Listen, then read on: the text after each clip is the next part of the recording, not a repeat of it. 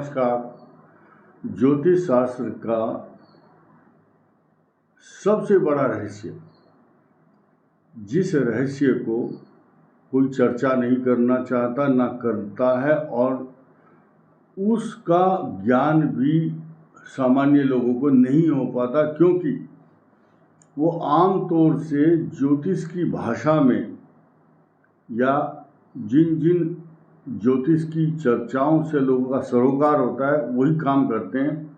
ये out of subject है ज्योतिष से, लेकिन ज्योतिष का एक प्रमुख भाग है। आइए चर्चा करते हैं उस पर। 12 राशियों के लिए सबसे बड़ा रहस्य क्या है? जन्म कुंडलियों के अंदर ज्योतिष शास्त्र की दृष्टि से सूर्य को पिता का कारक माना गया है।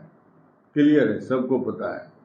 चंद्रमा माता का कारक है, लेकिन वही चंद्रमा आपके मन का कारक भी है। चंद्रमा मन सो जाता, आपके मन को गवर्न करता है। आपका मन किस दिशा में जा रहा है, आपके मनोस्थिति क्या है आज की डेट में, ये चंद्रमा से निर्धारित किया जाता है। और सूर्य पिता का कारक भी है, लेकिन आत्मा का कारक भी सूर्य होता है। इन दोनों से अब जब किसी व्यक्ति का जन्म हुआ तो पिता और माता दोनों के संयोग से हुआ। उस संतान के अंदर चंद्रमा और सूर्य की गति, बल और उसके अंश और उसकी प्रमुखता, उसकी राशि, वो कौन सा पावरफुल प्लेनेट है दोनों में से, वही उसकी मन की चेष्टाएं, way of living, thinking, talking and everything, जो मन में चेष्टाएं हैं, सोचने की शक्ति है या तरीका है सोचने का, चंद्रमा और सूर्य के बलाबल को देख करके उसके मन के जो सिम्टम्स हैं वो बनते हैं।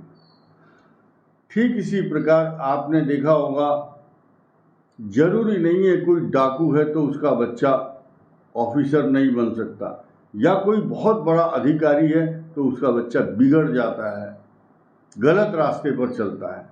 तो this is depend upon the importance of the planets.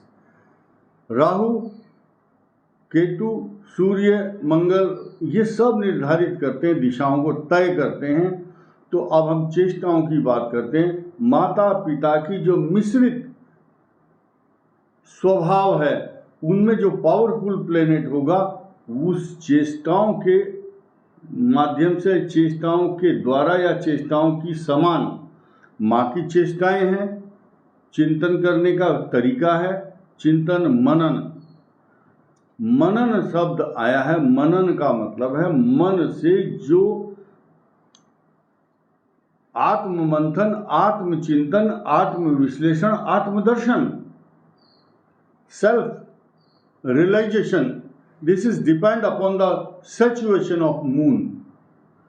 जैसा मन सोचेगा, अगर सूर्य भी पावरफुल है तो उसी डायरेक्शन में, उसी दिशा में जाएगा, तो पिता के समान पराक्रम धारण करने के बाद वो व्यक्ति सफल होगा, उस मार्ग में सफल होगा। लेकिन बात यहाँ समाप्त नहीं होती। कौन कौन सा ग्रह किस किस चीज का कारक है? देखिए, चंद्रमा मन, सूर्य आत्मा, माता पिता के प्रतीक भी है, मंगल भाई बहन का है, शरीर में रक्त का है और आपके पराक्रम स्थान का स्वामी है। राहु छल और कपट का है, डिप्लोमेसी है, बातचीत करने की कला, शब्दों को घुमाने का तरीका। और शनि मैटीरियलिस्टिक चीजें, चल अचल संपदा का कारक होता है। बृहस्पति धर्म, भाग्य, वैभव तथा उसकी रिलीजियस मेंटेलिटी के साथ साथ देवता, साधु, ब्राह्मणों के प्रति आदर रखना, ये सब बृहस्पति अच्छा है तो व्यक्ति अच्छा संस्कारी तो होगा, उच्चाधिकारी होगा। बुध अच्छा है, वाक शक्ति अच्छी होगी, गणित शब्द का, गणित विषय का ज्ञाता तथा कंप्यूटर साइंस, विज्ञान तथा कानून विशेषज्ञ, कई प्रकार के कारक माने गए हैं। अब केतु जो ग्रह है वो अलग चीज़ का कारक है, लकड़ी है, जंगल की वस्तुएं हैं, या बैक्टीरिया है, या जैसे कि अभी कोरोना आया तो उसकी जो वैक्सीन बनाता है वो केतु ग्रह के, जिसका डोमिनेटिंग प्लेनेट होगा या मजबूत होगा, वो इस टाइप की बनाता है। केतु मशरूम का भी कारक है, केतु कुत्तों का कारक है, केतु पशुओं का भी है, सर्प का है, तो केतु कई चीज़ों का कारक है। अब आप बढ़ते हैं उस तरफ, जिस ग्रह की जो भी पावर होगी कुंडली के अंदर, जिस भाव में भी होगी, मंगल, शनि, राहु, बृहस्पति, जो भी ज़्यादा बलवान, शक्तिशाली, स्वग्रही, उच्च मूल त्रिकोण या अंशों के अनुसार ज़्यादा पावरफुल ग्रह होगा, उसी के अनुसार उस व्यक्ति को उसी दिशा में जोर लगाना चाहिए। जैसे कि आपकी गाड़ी बंद हो गई चलते चलते, अब उसमें धक्का लगाना है, और जहाँ वो खड़ी है वहाँ चढ़ाई है आगे चल करके, तो चढ़ाई पे चढ़ाओगे गाड़ी नहीं चढ़ेगी, क्योंकि डायरेक्शन गलत है। उसको ढलान की तरफ ले जाओ, उसका मुंह उधर करो और धक्का दो, गाड़ी स्टार्ट हो जाएगी आपकी। तो अपनी गाड़ी को, जीवन की जो गाड़ी है या सफलता का जो मार्ग है, आपकी कुंडली में सबसे अधिक बलवान ग्रह चंद्र से कुंडली से या जन्म लगन से जो भी पावरफुल होगा, और आपकी माता पिता की जो चेष्टाएं हैं जिस तरह की कार्य करती थी, या उनके वंशानुगत परंपरागत, इसको बोलते हैं हेरिडिटी कैरेक्टर, वंशानुगत परंपरा के अनुसार वो व्यक्ति कार्य करेगा या उस डायरेक्शन में जाएगा, तो उसको कई हजार गुना फल प्राप्त होगा। जैसे कि आप साइकिल चला रहे हैं, बहुत पुराने टाइम में हम देखते थे, साइकिल लेके जा रहे हैं और हवा भी पीछे से आ रही है, तो साइकिल की गति 10 किलोमीटर प्रति घंटा और ज़्यादा स्पीड बढ़ जाती थी। ठीक इसी प्रकार अगर गलत डायरेक्शन में आप जा रहे हैं, हवा सामने की है, तो आपकी स्पीड बिल्कुल जीरो हो जाएगी साइकिल की।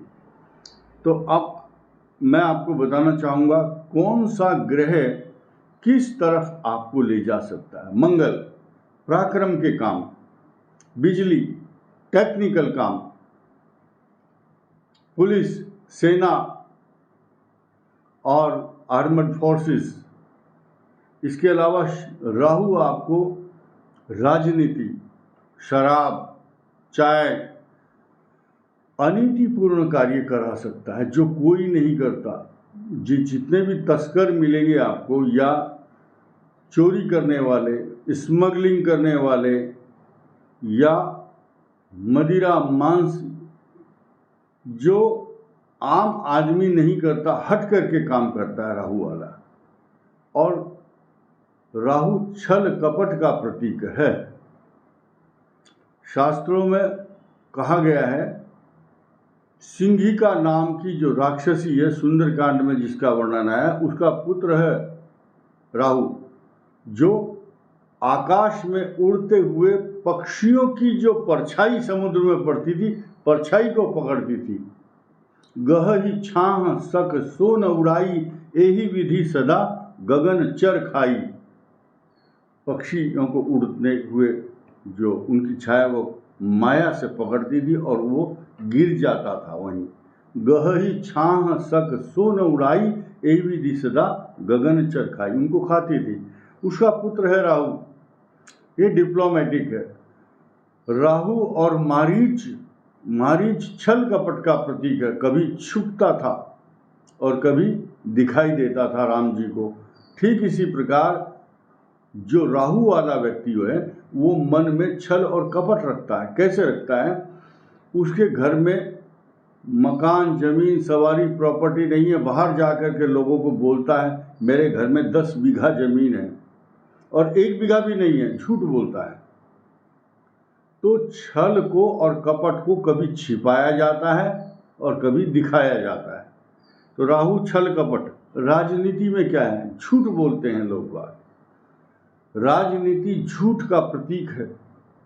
मैं उदाहरण नहीं दे पाऊंगा, बहुत गंदा उदाहरण है। राजनीति को शास्त्रों में बहुत ही गंदा बताया गया है। चाणक्य ने भी बताया है, भारत की संसद में इसकी पर चर्चा हो चुकी है। राजनीति कितनी गंदी है, ये बात, इसकी व्याख्या अटल बिहारी वाजपेयी कर चुके हैं। इसके अलावा बृहस्पति ग्रह धर्माधिकारी, धार्मिक कृत्य करने वाला, धार्मिक उपदेश, धार्मिक पुस्तकें लिखने वाला, ज्योतिष, ज्ञान, प्रवचन, ब्रह्मांड की, यूनिवर्स की पूरी नॉलेज करने वाला अगर है तो बृहस्पति है। उस डायरेक्शन में उसको जाना चाहिए। अध्यापक, प्रोफेसर, डॉक्टर, जो बहुत विश्व में जिसका नाम होगा, ऐसा बृहस्पति का कारक होता है। और जो बुध ग्रह है, ये विज्ञान, कला, कौशल, टेक्नोलॉजी, IT सेक्टर, ज्ञान, विज्ञान, कानून, जज, जूरी, ऐसे व्यक्ति एक बड़ी न्यायाधीश की जो बेंच बैठती है उसके सदस्य होते हैं।